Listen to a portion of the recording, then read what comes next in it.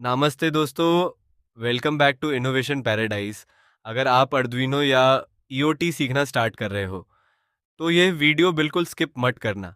आज हम सिर्फ थ्योरी नहीं करेंगे, दो रियल प्रोजेक्ट्स बनाएंगे। पहला, सबसे famous Arduino project blink LED।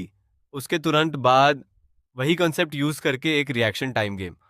और अगर आपको कोडिंग बिल्कुल नहीं आती, टेंशन मत लो, हम हर चीज़ स्टेप बाय स्टेप करेंगे। बिल्कुल शुरू से। एक चीज़ समझ लो पहले ही, आर्डुइनो प्रोजेक्ट में ज़्यादा मेहनत सर्किट बनाने में लगती है, कोडिंग में नहीं। मान लो अगर पूरे प्रोजेक्ट को 100% मानो तो उसमें रफली 70% सर्किट समझना है, कौन सा वायर कहाँ जाता है, क्या कनेक्ट करना है। और सिर्फ 30% कोडिंग है, वो भी सिंपल और रिपीट होने वाली। इसलिए सर्किट हमेशा पहले आता है, कोड बाद में। जब सर्किट क्लियर हो जाता है, कोड तो बस उसको इंस्ट्रक्शंस देना है, कुछ भी मुश्किल नहीं। और बेस्ट पार्ट, सब कुछ टिंकरकैड पर फ्री में, बिना किसी हार्डवेयर के। चलिए शुरू करते हैं। हार्ड प्रोग्रामिंग लैंग्वेज में पहला प्रोग्राम होता है हेलो वर्ल्ड। इलेक्ट्रॉनिक्स की दुनिया में वही जगह LED ब्लिंक की है। यह इतना सिंपल लगता है कि लोग इसका अंडरलाइंग लॉजिक इग्नोर कर देते हैं, लेकिन यही लॉजिक आगे हर प्रोजेक्ट में रिपीट होगा, इसलिए ध्यान से देखना। LED के दो लेग्स होते हैं, लंबी लेग पॉजिटिव और छोटी लेग नेगेटिव। यह छोटी सी डिटेल बहुत लोग भूल जाते हैं और फिर सर्किट काम नहीं करता। नेगेटिव लेग सीधा ग्राउंड से कनेक्ट करके, और पॉजिटिव लेग डायरेक्टली अर्डुइनो में कनेक्ट नहीं करते हैं। बीच में एक 220 ओम रेजिस्टर लगाएंगे। क्यों? क्योंकि रेजिस्टर करंट को कंट्रोल करता है। बिना रेजिस्टर के करंट इतना ज़्यादा फ्लो करेगा कि LED जल सकती है। टिंकरकैड सिर्फ वार्निंग देगा, लेकिन रियल हार्डवेयर में यह महंगा सबक होगा। रेजिस्टर को आर्डुइनो के पिन 8 से कनेक्ट कर दीजिए, सर्किट रेडी है। टिंकरकैड ऑलरेडी एक स्टार्टिंग कोड दे देता है, हमें सिर्फ उसमें थोड़ी तब्दीली करनी है। यह लाइन सिर्फ इतना कह रही है, LED पिन 8 पर है, याद रखना। यह आर्डुइनो को बताता है कि पिन 8 से हम बिजली बाहर भेजेंगे, अंदर नहीं लेंगे। हाई मतलब ऑन, डिले ऑफ 1000 मतलब 1 सेकंड रुको, लो मतलब ऑफ, और ये लूप हमेशा रिपीट होता रहेगा। देखिए, LED her second on off हो रही है।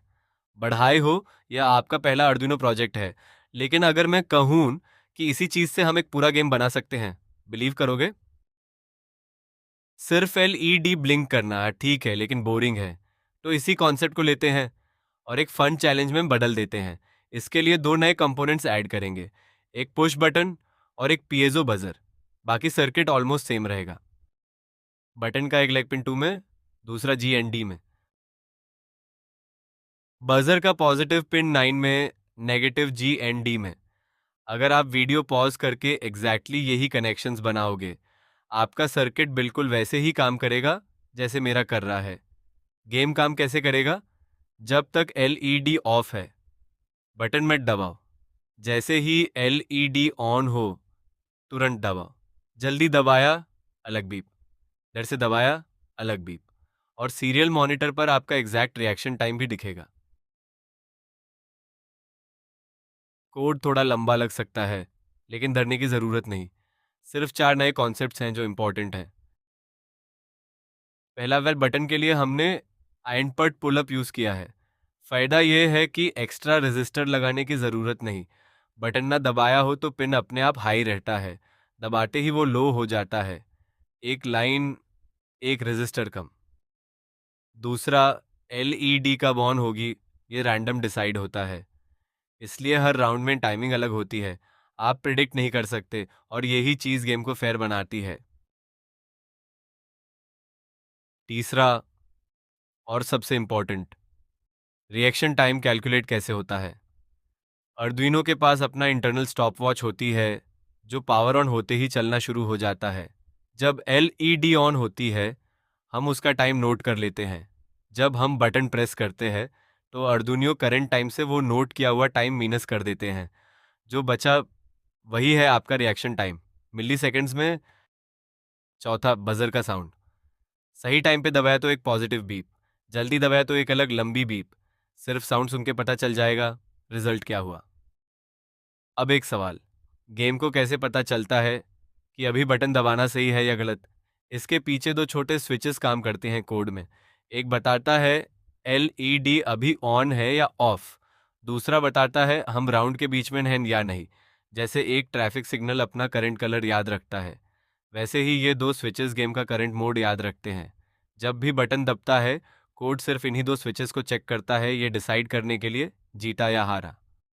और एक छोटी सी डिटेल, हर राउंड के बाद कोड थोड़ा रुक जाता है जानबूझकर। ये इसलिए क्योंकि रियल दुनिया में एक ही बटन प्रेस कभी कभी अर्डुइनो को दो प्रेस जैसा लग सकता है।